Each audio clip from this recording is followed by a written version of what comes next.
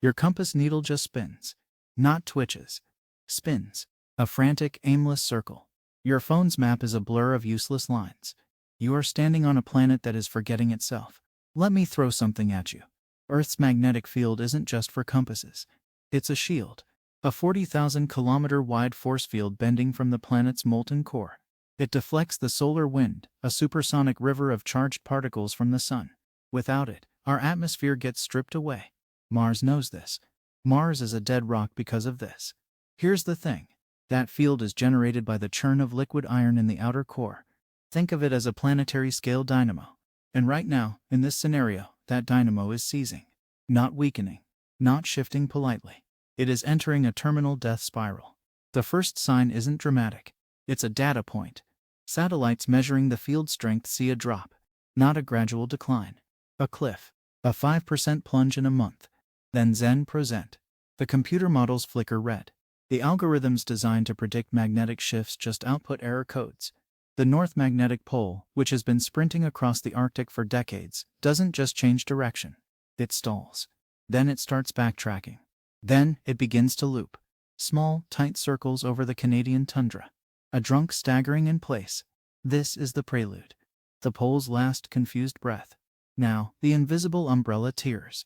The magnetic field lines aren't just bending anymore. They're snapping. Reconnecting in chaotic knots.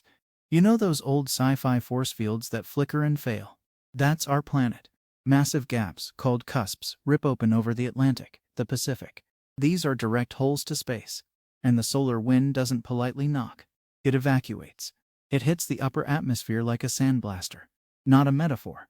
At 500 kilometers up, the thin haze of atomic oxygen gets hit by a wave of protons moving at 800 kilometers per second.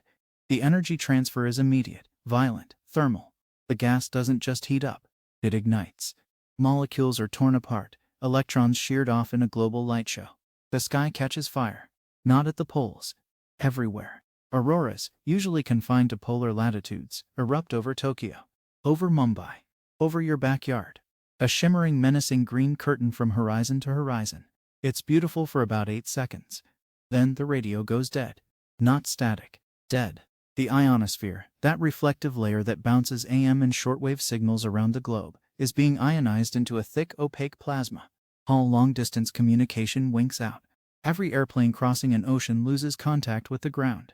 Your GPS signal dissolves into noise. But the light show is a symptom. The disease is the wind itself.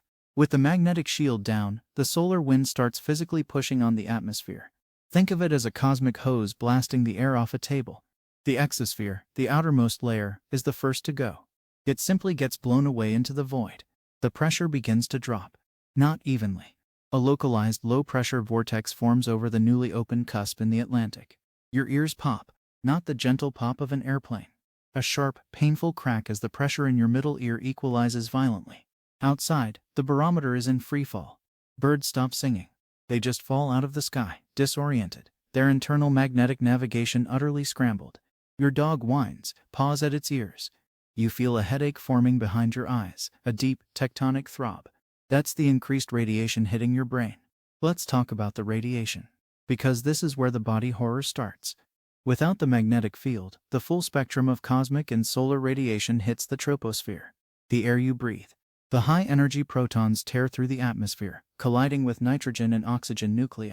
This creates a cascade of secondary particles, a shower of neutrons and muons raining down on everything. On you. Your body is mostly water.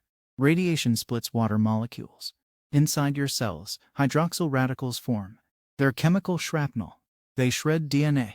Not damage. Shred. Your bone marrow, which produces blood cells, is especially vulnerable. It begins to fail within hours. You wouldn't feel it yet, but your white blood cell count is already plummeting. Your immune system is being deleted. A simple scratch on your hand could become a fatal infection in a day. But that's the slow burn. The immediate problem is the sunburn. A clear, sunny day now delivers the equivalent UV radiation of standing next to the Chernobyl reactor core during the meltdown. First degree burns in 10 minutes.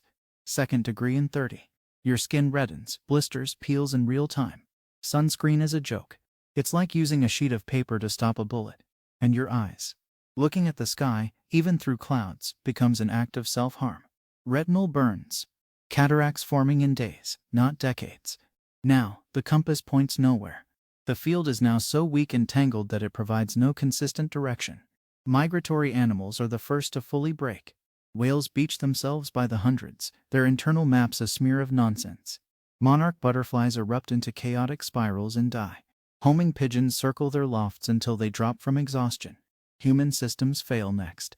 Every compass on the planet, from the one in a Boy Scouts kit to the inertial guidance system on a nuclear submarine, is useless. Shipping lanes become graveyards of confused tankers. Air traffic control is blind. Runways are numbered based on their magnetic alignment.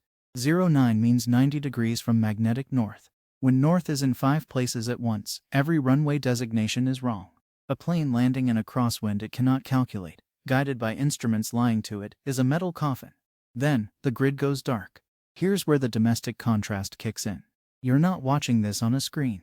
The screen died an hour ago. Because the real killer isn't the radiation directly. It's the geomagnetic storm of the millennium. When those tangled magnetic field lines finally snap and reconfigure, they induce colossal electrical currents in anything long and metallic. Power lines, pipelines, railway tracks. The entire planet becomes a circuit. It starts with transformers. Those giant humming boxes on power poles.